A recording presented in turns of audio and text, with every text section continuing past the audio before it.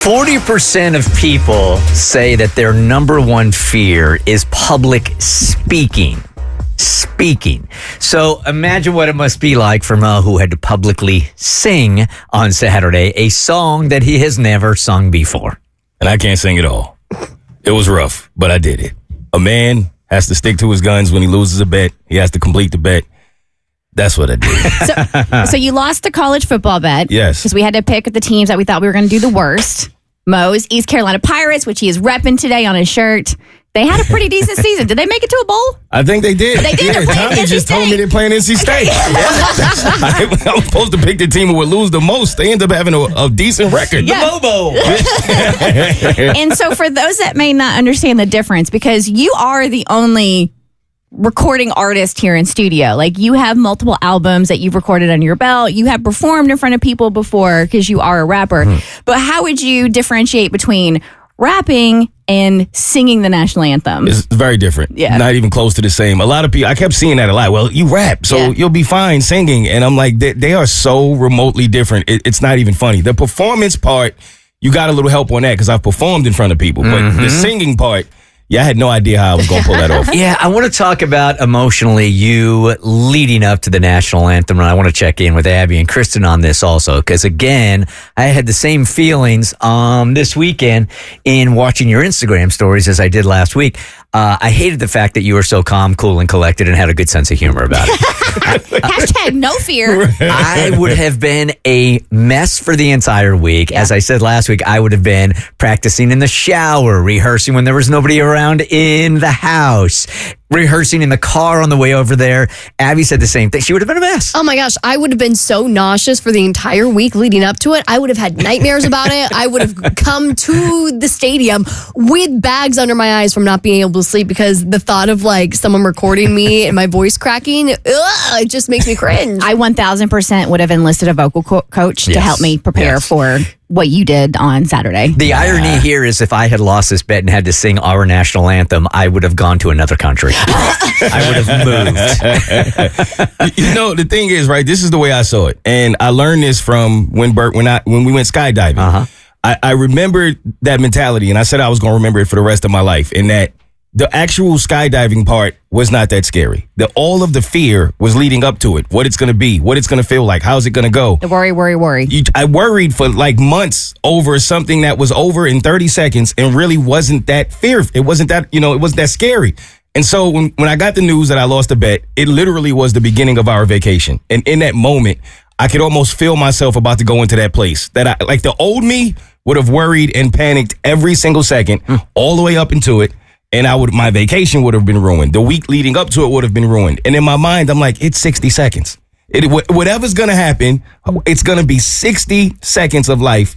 Why would I let that 60 seconds ruin 2 weeks of my life? It just doesn't make sense. I think this Good is on going to you. be the reoccurring theme of the show today as we talk to our intern also about having to send out that text to that girl that we found. That's the message we were giving him last week also, dude. It's like, this text is going to take you 10 seconds. And if she doesn't respond, big deal. That's it. And then once you do it, it's over. You've done it, and you get up out of there. And I knew it would be a story to tell.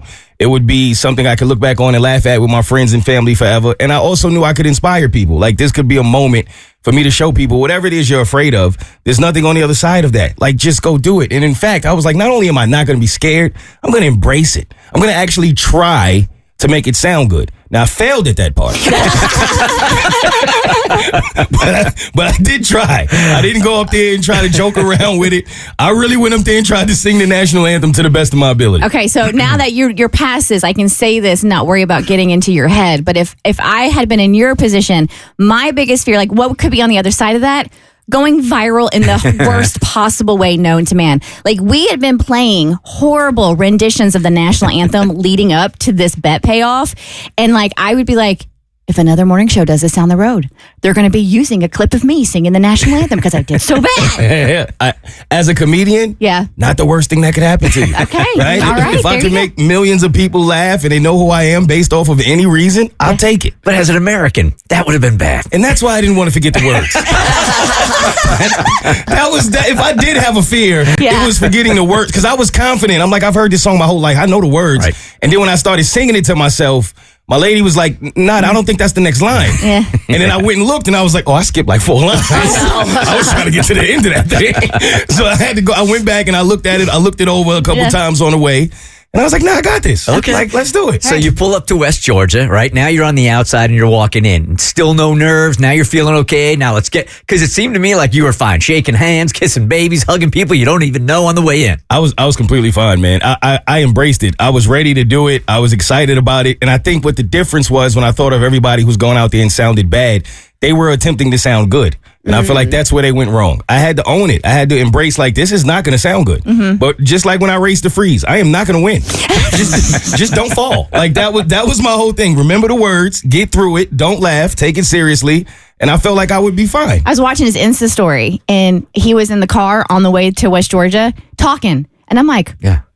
why aren't you practicing? Why aren't you singing? You need to be singing in the car the entire way there. Nope. So you walk into the arena after shaking everybody now, shaking hands with everybody. Now, I would say that this didn't appear to be a sold out game. Really? Yeah, let's get into that. Right? Yes. Now, I'm not discrediting you and the fear that I would have had in front of a packed stadium because you did your job. Right. But at least in looking at the video, it didn't look like there were a whole bunch of people in that audience. So this is where my friends failed me. And yes, it was not packed. And that did help me because mentally I went in there prepared for it to be sold out. Like I thought it was going to be packed. 6,000 people staring at you. That's what I was prepared for. And it wasn't that at all. It probably was only half of the arena, to be fully honest, that was filled because they had a bunch of other college stuff going on that they told me about before they said I lucked out, that there was a lot of things going on campus.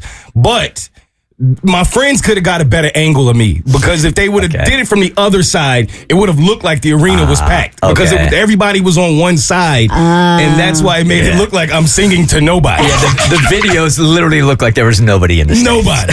Yeah, Elizabeth Heron, who set this whole thing up with West Georgia, she calls me on Friday and she goes, yeah, Mo might have lucked out because all the students have gone home for Christmas. Oh. And the Christmas parade in Carrollton was happening that day where the University of West Georgia is. So Lovely. all of the town was at the Christmas parade. Okay. I will say this, that it wouldn't have mattered if there was 100 people in it or 6,000. I would have had the same fear.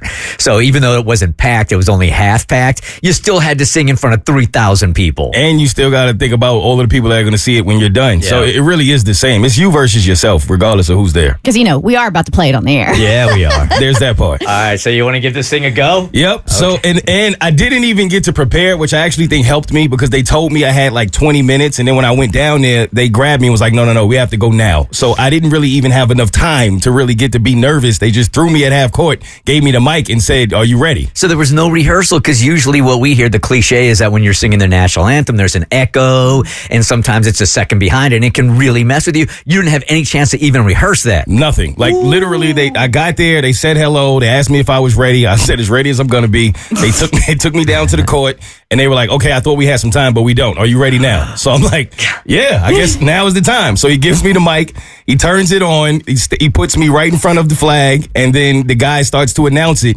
Which helped me a lot, too, because I didn't know they were going to say that I lost a bet. I thought they were going to make people believe that I just was really out there trying to sing. Oh, so that was nice of them to set people's expectations. That helped me a lot. That helped me a whole lot. I was like, okay. They set the bar low. Yes. Okay. Yes. And then I heard they weren't like recording artists, Mo Mitchell. That's what I thought. Sing the national That's what I thought they were going to do. I was like, oh, yes. They saying it's a bet. Oh, this is even better.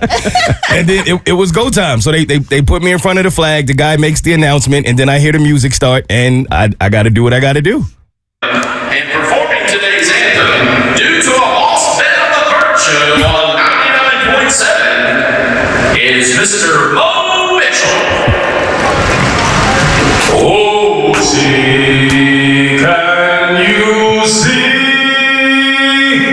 by another early light?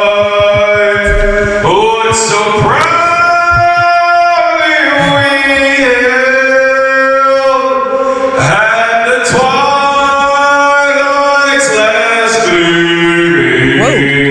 Whose broad tribes and bright stars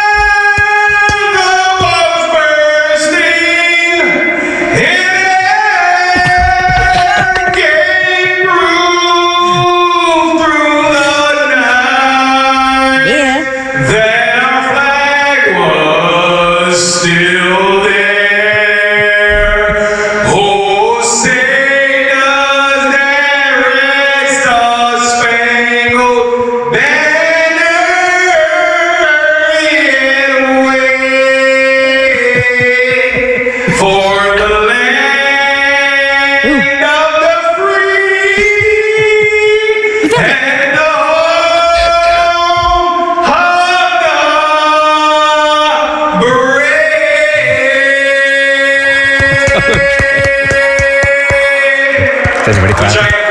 Thank you. Y'all heard that confidence at the end? I started to feel myself. You did. I felt you were confident the entire time. Yeah. I try to turn it up at the end. Dude, kudos. Kudos. Well done, man. I would have been like, oh, can you see? The Bert Show.